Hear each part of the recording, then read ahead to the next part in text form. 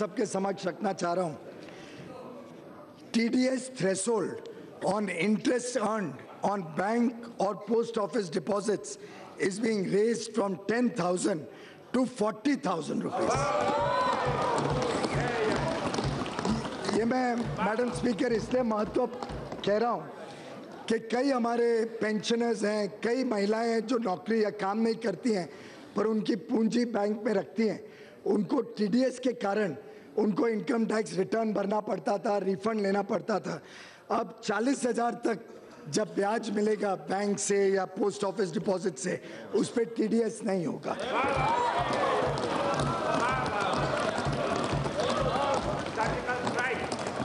This will benefit small depositors and non-working spouses.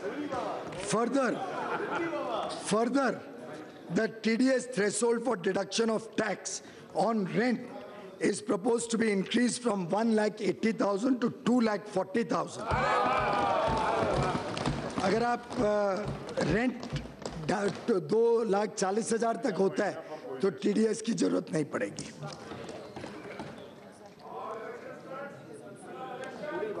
Madam, एक मध्यम वर्गीय परिवारों में एक और ज्वलंत समस्या कई बार देखी गई।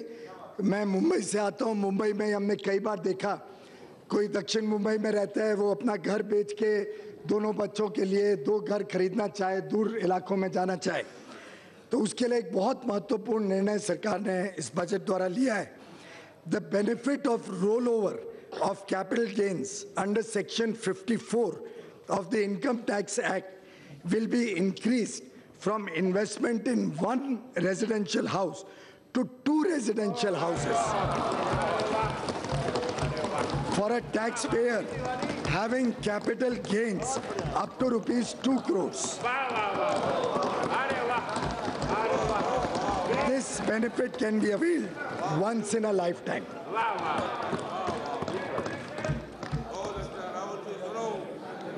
For making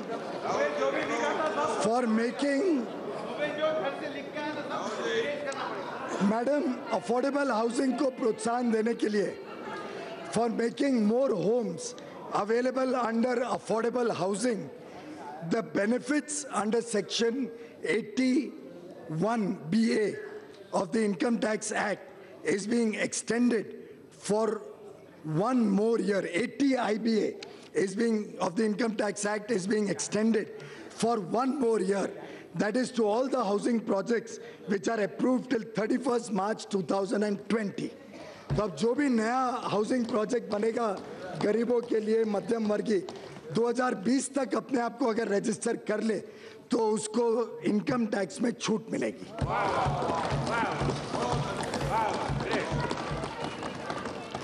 Also, for giving impetus to the real estate sector, I have proposed to extend the period of exemption from levy of notional income tax on income tax on notional rent on unsold inventories from 1 year to 2 years from the end of the year in which the project is completed. कभी हमारे पास किसी के पास कोई घर है अभी बिका नहीं है, कोई ऑफिस है बिका नहीं है, तो 1 साल के बाद नोशनल रेंट पे इनकम टैक्स भरना पड़ता था। अब वो 2 साल तक उनको इनकम टैक्स की छूट दे दी गई है।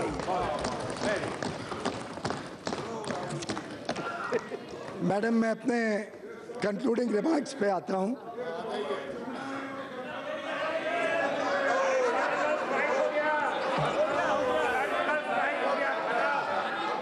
अध्यक्ष महोदय,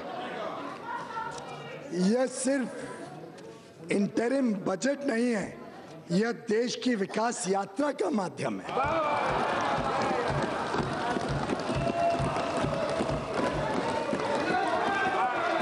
ये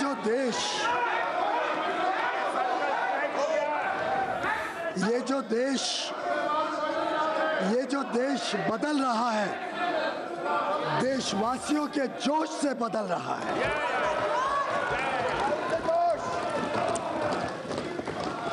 उसका श्रेय और उसका यश उन्हीं को जाता है, भारत की जनता को जाता है।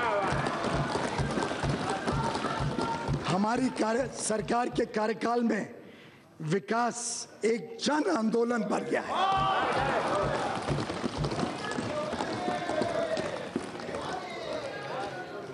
मैडम स्पीकर, हिंदी के एक बहुत विख्यात कवि थे, बहुत प्रगतिशील माने जाते थे, हिंदी में कविता करते थे, पर मूलतः मेरे राज्य महाराष्ट्र से आते थे, जहाँ से मैं भी आता हूँ। मराठी भाषी थे। उनकी एक कविता की मात्र 2 पंक्तियाँ आपके समक्ष रखना चाहता हूँ, सिर्फ 2 पंक्तियाँ। एक पाँव रखता हूँ, एक पाँव रखता हूँ, 1000 राहें फूट पड़ती हैं।